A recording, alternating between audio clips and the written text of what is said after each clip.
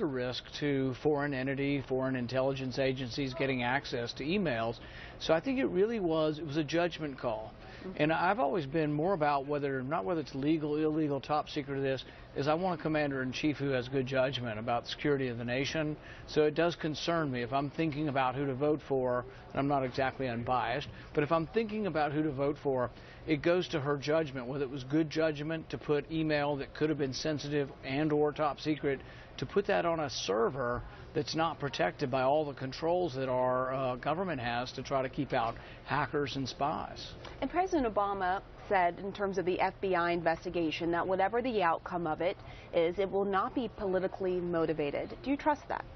You know, I hope that's right, and I have a great deal of confidence that the FBI does try to be above partisan politics. But, you know, we do have appointees that run them that are political appointees. But I'm very hopeful that that is accurate. I think it is a serious and worrisome thing to have top secret emails just floating around the internet. And I think there's already evidence. There was evidence they brought somebody, a hacker from Europe, that they're talking about whether or not that hacker may have hacked into Clinton emails. I don't know that to be true. We don't have any reporting on that. But there's people asking that question. But the Clinton campaign contends that this is overclassification run amok and that nothing was marked classified at the time and that it was classified later. And I've spoken to people in the government who say commonly we email and people dance around classified topics, some better than others. I guess to me it is less important the exact detailed classified versus sensitive versus this. It's really the judgment of whether or not the Secretary of State should have had her emails that could have had sensitive information on a private server.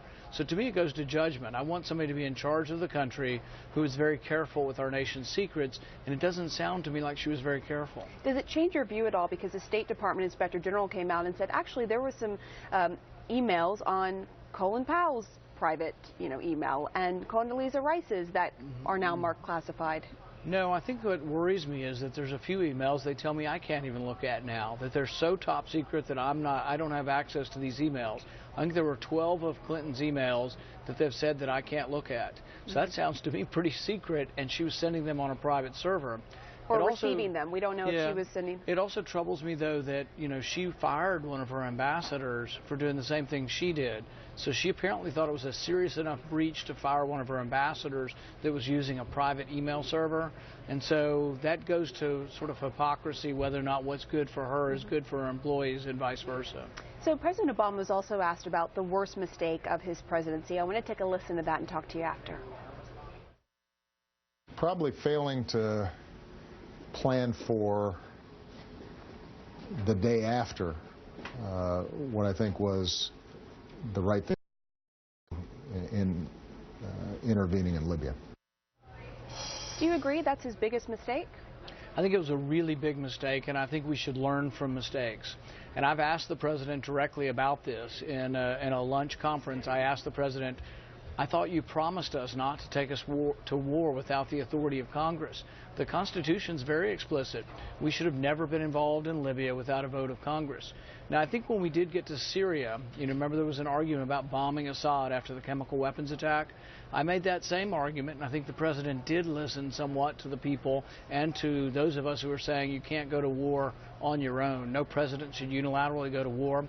I hope he learned from it, but I also hope Hillary Clinton learns from it, because Hillary Clinton was in favor of that same policy. Well, that's what I wonder. When you listen to that, is that soundbite going to end up in a Republican ad? It could be construed that he was indirectly pointing his finger at Hillary Clinton, who was Secretary of State then. Well, I hope everybody learns from it, because it wasn't just Democrats. President Obama supported the war in Libya, so did Hillary Clinton, but many leading Republicans were for that war as well. But it's been a disaster. Libya is utter chaos.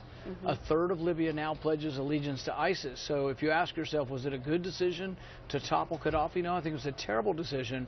But it also happened because President Obama didn't obey the Constitution. The Constitution says that Congress declares war, and he went to war on his own.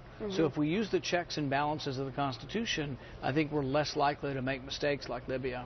I want to turn to some reporting from my colleague Manu Raju, who says that your colleagues in the Senate, Republican senators, are not rushing to back Ted Cruz. They are staying on the sidelines, and you're staying on the sidelines too. Why is that? You know, I think I said my piece. I was involved in a lot of the presidential debates. I got to point out what I thought were my attributes as well as some of the other weaknesses. And, you know, we didn't have enough votes. We valiantly moved forward. But now, you know, I'm running for re-election in Kentucky, so I think my job is more to unify Republicans rather than to continue to point out what I think are some weaknesses of the candidates. And really, I think my message is somewhat unique in the party. I bring a libertarian sort of message, a message for privacy, less military intervention, a conservative military budget that doesn't cause us to go further into debt. So I want to keep promoting those issues as opposed to sort of, you know, being a pundit or a spokesman for any particular candidate. But not everyone else is running for re-election. Why aren't the other Republican senators rushing to back him? You know, I think it's some of the same, though, because everybody sort of has a state they represent in the U.S. Senate, and they're trying to promote their agenda. So you don't think it has to do with them not liking Ted Cruz? I think that may be overstated. People say that over and over again, that this personal sort of battle. With me, I just figure that what I want the Republican Party to be is a bigger, better, bolder party, more diverse. So I spent a lot of my time over the last 2 years speaking to African American audiences saying, this is our message and we want you in our party. Hispanic audiences saying, this is our message, we want you in our party. And I think that's a useful thing, but it isn't so useful if I'm just a surrogate for one candidate or another. I'll support the nominee. I've said who wins the Republican nomination, I will support them. Okay, so hypothetically, if Donald Trump is the nominee, how do you think he would do against Hillary Clinton? You know, I think on some issues, she's the nominee, obviously. I think on some issues, like on the trade issues, he mixes it up. And so states like Ohio, Wisconsin, maybe even New York, where there's a certain part of the population that has misgivings about job loss with regard to trade, Trump has a chance that some other Republicans might not have. But I think his rhetoric, his inflammatory rhetoric that I think sometimes incites hatred, I think isn't good for the party. So I've said before that we can have a variety of opinions on how to fix immigration, and I am for more security at the border, but I think we should not vilify those who want to immigrate to our country, because part of the reason they want to come here is it's such a great place. They come here seeking freedom. They come here seeking opportunity. They need to come lawfully. But I think it's a mistake to somehow sort of say, oh, it's a bunch of drug dealers and rapists that have come here. Most people come here, I would say the overwhelming majority are coming here looking for freedom and prosperity. So with Donald Trump, his latest complaint, if you will, is that the delegate system is rigged and crooked. Do you think he has a point? You know, I've been involved since I was a kid. I was actually at the last contested convention in 1976. I was 13, and my dad was a Reagan delegate. And it wasn't decided, and Ford wins on the first ballot by about 100 delegates. Interestingly, even back then, Pennsylvania was undecided. This year, they'll be undecided. So in 1976, Pennsylvania sent unobligated delegates. They're doing it again, and people had to jockey back and forth. We have these rules in presidential elections as well. You vote, states vote, and then electors vote. And interestingly, electors haven't always voted for the candidate they were supposed to. In 1972, a Nixon elector actually voted for the Libertarian candidate, John Hospers. So we have all these rules, but you have to be involved with it, and you have to have the enthusiasm of the party, and Trump needs to do a better job, because I think he's losing overwhelmingly in the delegate count. Because that is a possible scenario we could see if there's a contested convention with these so-called double agent delegates, where they vote for Trump on the first ballot and the second ballot go for Cruz. What do you think about that, if that does play out? You know, you have to be active in the party. Trump has brought new people into the party, and that's good. New people that are enthused about his candidacy.